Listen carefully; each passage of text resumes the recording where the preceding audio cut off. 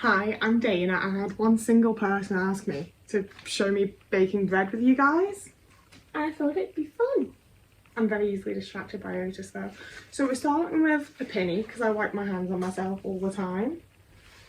We're removing the cap from my laptop. Yes, we are. Because I'm going to watch the new episode of Yellow Jackets while we do this. So after this point, you're going to be getting a voiceover. I don't need the bin right now. Thank you, though. We're starting though with a bowl, my scales,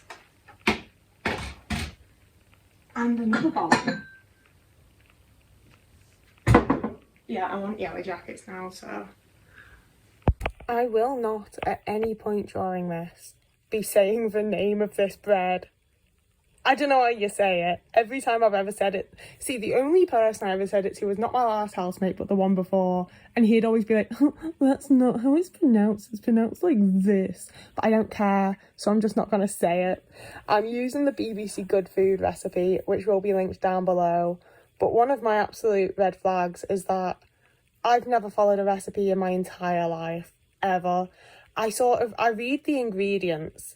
If something about it confuses me, I will read a little bit further down. Like with this one, you want 500 grams of strong bread flour. I'm just using plain flour. I don't think it matters that much. I'm sure that actual bakers and actual chefs and everyone would tell me that it does really matter.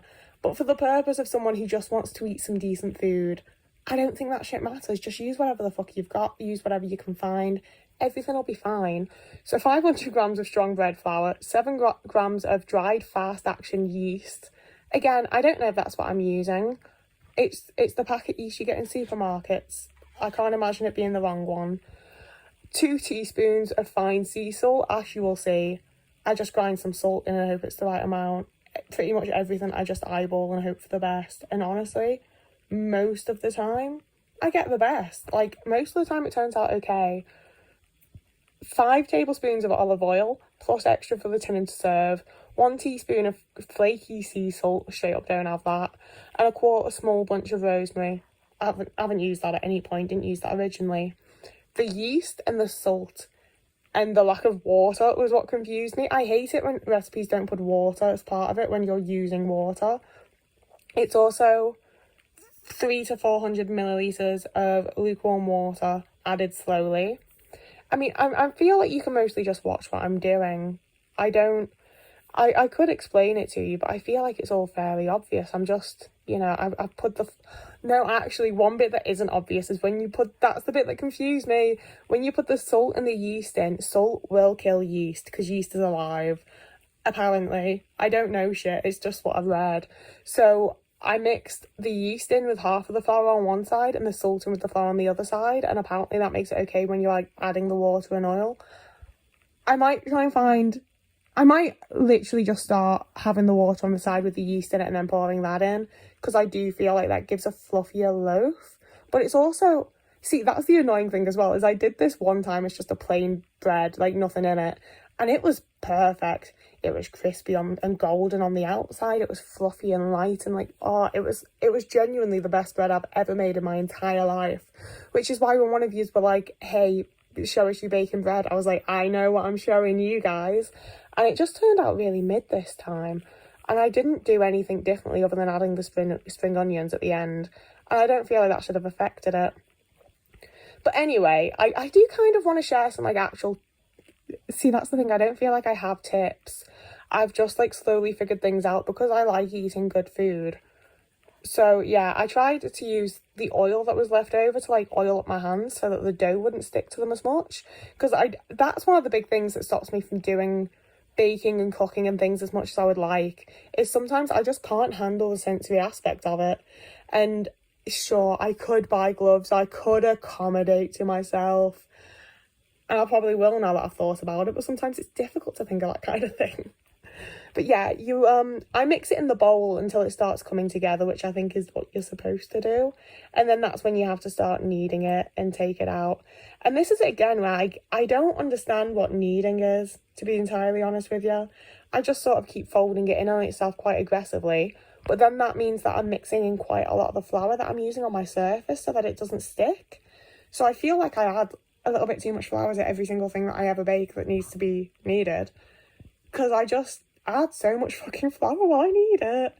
But, like, that's what it tells you to do. And honestly, again, it's the type of thing where, like, no, maybe it's not the right way of doing it. Maybe I would get slightly better results if I figured out the perfect way of doing it. I probably just wouldn't fucking bother, though, you know? Like, it's either just figure things out and do them in my own little way and have something, like, semi-decent most of the time at the end, or I just wouldn't bother.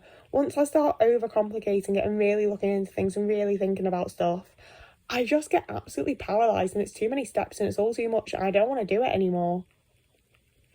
So I also would recommend, if you do this, follow the fucking recipe I'm going to link for you for one. But also, I don't like using cling film. I like using a tea towel that is like slightly damp with lukewarm water, or like fairly warm water to be fair. I just don't currently have my fucking tea towel that I've always used to do that. And I need to buy a new one, but I need it to be the same pattern as the last one, otherwise it won't be right. And I know that's completely illogical and the pattern that's on it doesn't make any difference, but it does for me. And that's so often what's annoying with a lot of accommodations, is that I'm like, okay, but that's... I understand that that is a accommodation, but it's not actually targeting the thing that I have an issue with. But anyway, I left it to rise for probably like 3 hours, to be fair. I often just leave stuff, to be honest with you. Like, I will start doing bread and baking and stuff like that at like 1 or 2 p.m, because that's when I have the energy to start. And then I sort of run out of energy or end up doing other things. And it's like around 7, 8 o'clock when I'm making my tea that I'm like, oh, I have you, I can make this. So honestly, like, I said that like it's a bad thing, but it does really work out for me. And I'm not mad about it. So once it's had that little first rise, I put the olive oil in the pan, and you'll see in a minute, I try and tilt it. I was hoping it'd all just run all over it, but it doesn't. So it's another one where I have to use my fucking hands. I shouldn't have to touch things. I don't enjoy it. I don't like that aspect of baking and cooking. Like, I do to a degree. I like that it's like, I've made this with my bare hands, but I don't enjoy the actual act of making it with my bare hands, you know? The one upside is that they're clean. So then I just scrape the dough off the bowl. And I hate the feeling of raw dough. I'm not sure I like baking at all, to be honest with you. I think the fact of it is I might just really like eating. I really enjoy eating things. And I like eating good things, so I have to figure it out. I've definitely said that. I'm rambling because there is very little technique or method or really just anything going on. I'm half following a recipe that I've half read while also just doing my own thing. And honestly, as an autistic person, and as someone who like makes these videos predominantly for other autistic people, that's what works with it. If I start focusing on really doing things properly, it's just not going to happen. I'm not going to bother. I'm going to go back to eating hash browns and a battered sausage for my dinner every night and not getting any vegetables or any sort of nutrition. And I give, fed is best. As long as you're eating, you're doing fine. But I'm also in a place where I'm eating things that I feel like are actually nourishing for my body and like doing well for myself. So we like to try and continue that. Every video I make has some sort of ramble and tangent. If you're here, I assume that you enjoy it to some degree. I've been growing my own spring onions. That's an absolute lie. I have some store-bought spring onions that are stuck in a glass of water and occasionally change the water of. And they do feel a bit wrong, to be honest with you. I think they are like kind of too wet inside, but they still taste and smell okay. And I'm trying really hard to get more okay with being like, this vegetable isn't out of date, it's a vegetable. If it smells and looks okay, then it is okay. But I get really freaked out by things being out of date and things not being right and things it's the autism thing of like, if I take a bite out of a vegetable and one bite of it's wrong, the whole meal is now absolutely fucked for me. I'm not eating. So I do just err on the side of caution to try and make it be right. What I should have been telling you is that when I put it in the pan, I try really hard to not, like, I don't just flop my dough into it and then press it into the corners, because I feel like that's going to drag the oil from the middle and make it more likely to stick. So I do sort of shape it in midair, before putting it in the pan so that I'm not stretching it too much once it's in there. And also, I bought this pan from Asda because I thought it was cute, but it's a fucking nightmare to clean. If you see them, don't get them. Now, the first time I baked this, I put it in the oven for 20 minutes. And like I say, it was perfect. It was golden, it was crisp. Oh, it was fucking delicious. It was the best bread I've ever made. This one took like, I think I left it in there for 30 minutes all in all, and it just like barely fucking cooked. Like, it was baked through, it wasn't dough anymore, but it didn't get that like golden crispiness to it like the last one did and like I wanted. And, you know, I don't want to like put excuses where excuses don't deserve to be or whatever. I think it's my oven. I don't think that was me. I put that bitch like so high and it just didn't fucking cook it. And I feel like every time I use my oven, I set it to the same temperature and it does different levels of hotness. I'm blaming the oven. So like halfway through making my tea, it was eventually, finally baked enough.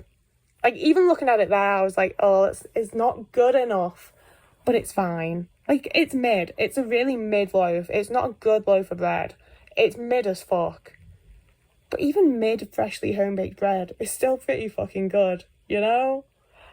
Like, even mid home-baked bread, I would take that over a lot of other types of food. See, it's cooked, it's got air bubble things, it's not the best thing I've made, but it did me for like 5 different meals. Like, it was good, it was fine, I was happy enough. So that is us coming to the end of the video. I tried really hard to make this cinematic and it doesn't look very good, so just be nice to me, okay? I'm a shaky, anxious, my body doesn't work properly. I tried my best. If you like this video, please like and subscribe. I do want to post more cooking and baking stuff because, like I said, I do enjoy it.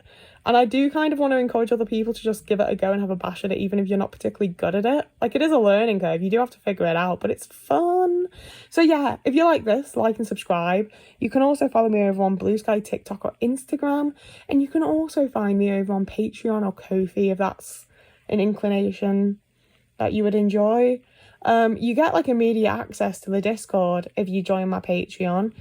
I don't like it being behind a paywall though, so you can just message me. Also, you only get to join if you're over 18. I don't want any kids. I'm sorry, but I'm not. So yeah, if you message me, I will also let you in, but there's a good chance it'll take me like a month to actually see and reply to the message. So Discord is immediate if you pay for the Patreon, but you can message me and you'll have access to it within anywhere from like immediately to a few months' time. Whoever you are, wherever you are, I hope you have a lovely morning, evening, day, afternoon, week, month, year, and I will see you again in a couple of days.